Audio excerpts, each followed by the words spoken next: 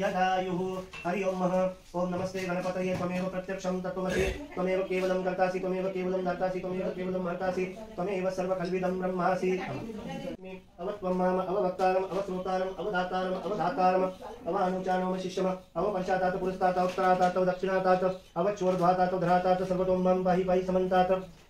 त्वं वाङ्मयस्त्वं चिन्मयः त्वमानन्दमयस्त्वं ब्रह्ममयः त्वं सच्चिदानन्दनिधियोऽसि त्वं प्रत्यक्षं ब्रह्मासि त्वं ज्ञानम् श्री कृष्ण गोविंद हरे मुरारी हे नाथ नारायण वासुदेव एकमात्र स्वामी सखा हमारे एक तु सागरा सर्व सप्तदीपाव सुंदरा ऋग्वेदो यजुर्वेदो हस्तवर्णः ओम कलशाय नमः कलशं पूजयामि। घरातले लोकांनी इकडे येऊन जायचं आता घरातले जेवढे असतील तेवढ्यांनी गुरुयांना पाणी टाकून द्यायचं नाही बसा तुम्ही खाली कुकी पद तांबूल हिरण्य द्रव्य दक्षिणं समर्पयामि। ओम कलशदेवताभ्यो नमो नमः सर्वोपचारार्थे गंधक्षत पुष्पं समर्पयामि सौभाग्यार्थे हरिद्रा कुंकुम सौभाग्यद्रव्यं समर्पयामि। पुण्यं पुण्याहम् अस्तु पुण्याहं ब्रुवन्ता ब्रुवन्तुः अस्तु इन्द्रं महाबलः। आणि आता जागेवर ठेव एकदम हळूवार ठेव हा कलश असा ठेव तुझ्या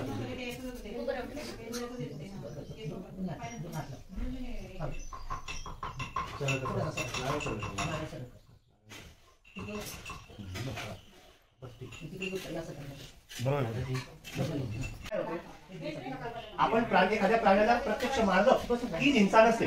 एखाद्या व्यक्तीला आपण जर बोललो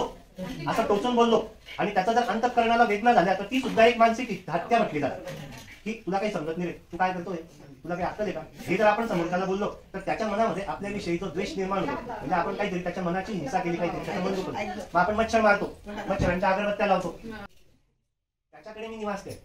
त्याच्यामध्ये मी निवास करेन आणि भगवंत कुठे करोडो दिवे तुमच्या हृदयात जळत आहे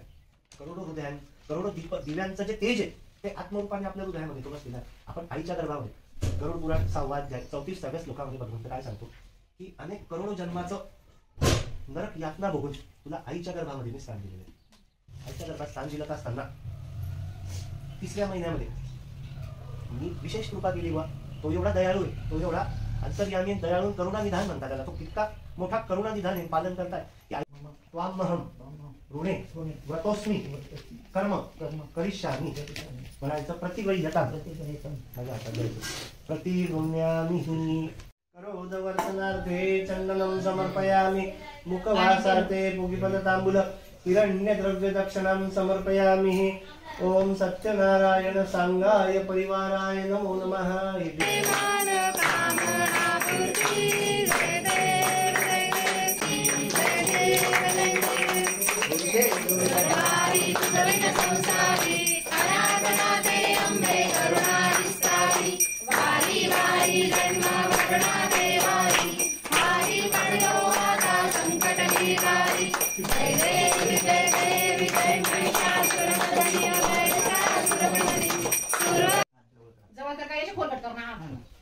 ओम फलेन फलितं सर्वत्रैलोक्य सहचराचर तस्मात् फलप्रदानेन सफलास्तु मनोरथः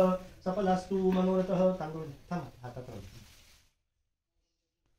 ओम भद्रं कर्णेभिः शृणुयाम देवाः भद्रं पश्येमाक्षभिर्यजत्राः स्थिरैरङ्गैः तुष्टवान् सस्तनूभिर्यशेम देवहितं यदायुः। डोक्याला लावा बाजूला ठेवा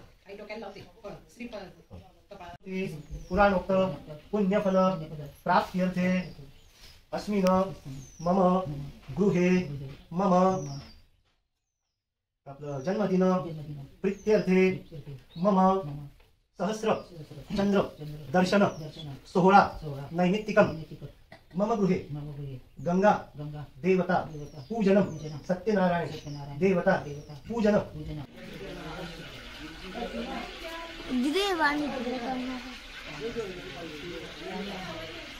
तर मला विचारणं कसले बनवतो रे म्हणा केक वरती पडलं केक वरती